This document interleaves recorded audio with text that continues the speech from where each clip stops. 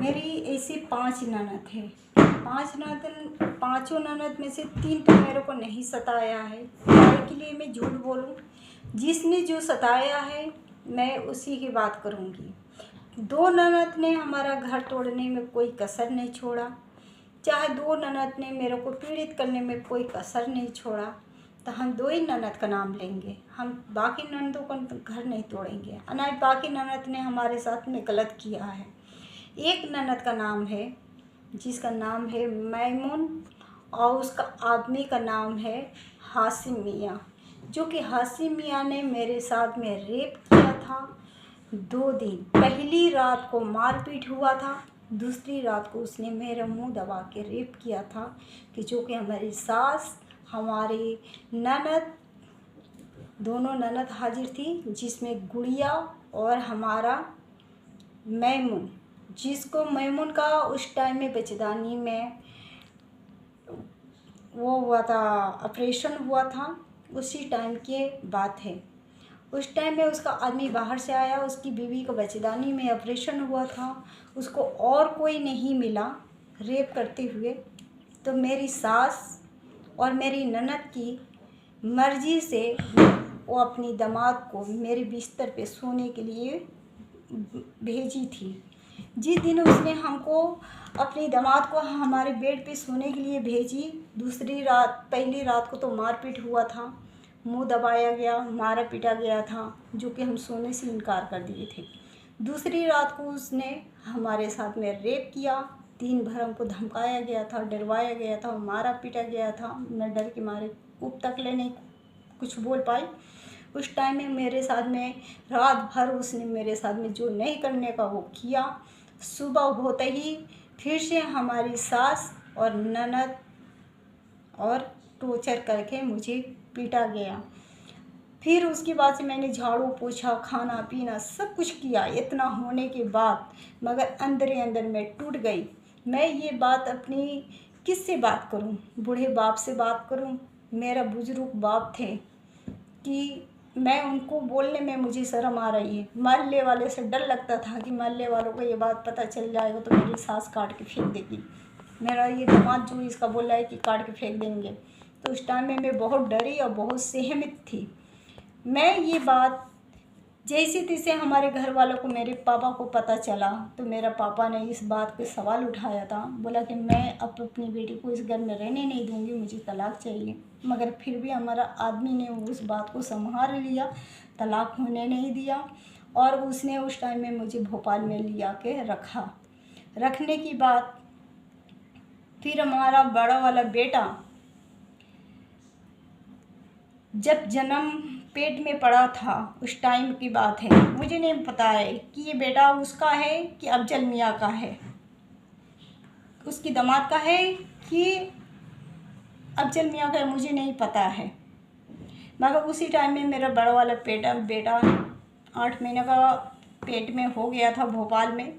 तो फिर मेरे को उस घर में शादी पड़ी थी। फिर हम उस घर में गए। जब उस घर में जाने के बाद जब पता चला कि इसकी पेट में बच्चा है, तो बच्चा पेट में जब था तो हमको इतना मारा गया। हमारा तीनों ननद मारे। तो बड़ी वाली ननद भी उस टाइम में कभी हाथ नहीं उठाई थी, मगर बड़ी वाली ननद का भी शौक पूरा हो गया था। बड़ी वाली ननद भी उस टाइम में मारी, मौसी सास मारी, दोनों ननदें मारे, गुड़िया और मेमू, और मेरा जिसने रेप किया था वो भी मारा। हाँ, उसका दामाद भी मारा, देवरे भी मारे। इतने मारे, इतने मारे, कमर पे, पेट में, हर जगह जहाँ मर्जी तहाँ मारे कि ये पेट के बच्चा ख़त्म हो जाए। ख़त्म होने के बाद चाहे ये भी मर जाए, चाहे बच्चे भी मर जाए। मैंने बच्चे ख़त्म करने के लिए ये लोग ने मुझे बहुत सजा दिए थे कि ख़त्म हो जाए। मारने के बाद जब मैं बेहोश होने के बाद मुझे घर के पिछवाड़े पे ले जाकर सुलाया गया था कि सांप बिच्छू कुछ भी काट लेगा तो हम लोग बोल देंगे कि यह सांप बिच्छू काट लिया, ख़त्म हो गई। मगर ऊपर वाले की दुआ से मेरा पेट में तो बहुत काफ़ी दर्द था, बहुत दर्द थी, बहुत पीड़ित में रहती थी। मगर बचाने वाला हुआ है, उन्होंने ऐसा फरिश्ता भेजा कि वो कुदरती चीज़ हमारे पास था। ये कहीं से भी आप जांच करवा लो, पता चल जाएगा आप लोगों को।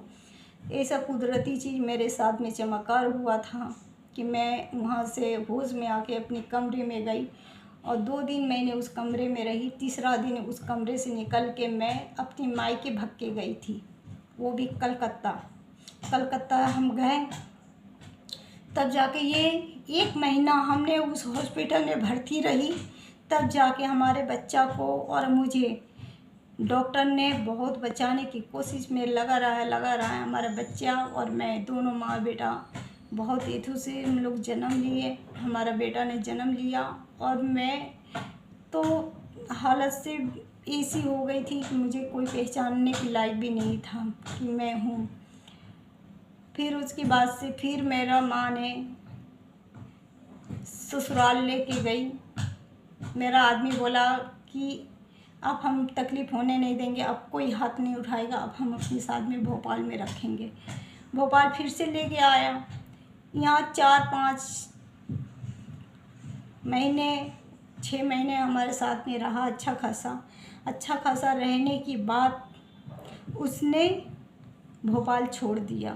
मुझे यहाँ से बोल के गया कि तू यहीं रह, मैं बाहर जा रही हूँ, अच्छा पैसा कमाऊँगी, हम दोनों की ज़िंदगी अच्छा बनने लगेगी, तुम अच्छे से रहना, हम तुम्हें खर्चा पानी भेजेंगे। बाहर जाते ही कुछ ही दिन तक ले उसने पैसा खर्चा भेजा। उसके बाद से धीरे धीरे वो अपना औकात बदलने लगा। कभी पैसा नहीं देता है, कभी पैसा भेजता है, कभी 2-2 3-3 महीना का किराया रुक जाता है मकान की, कभी राशन खुराकी के लिए मैं लाचार बन जाती हूँ।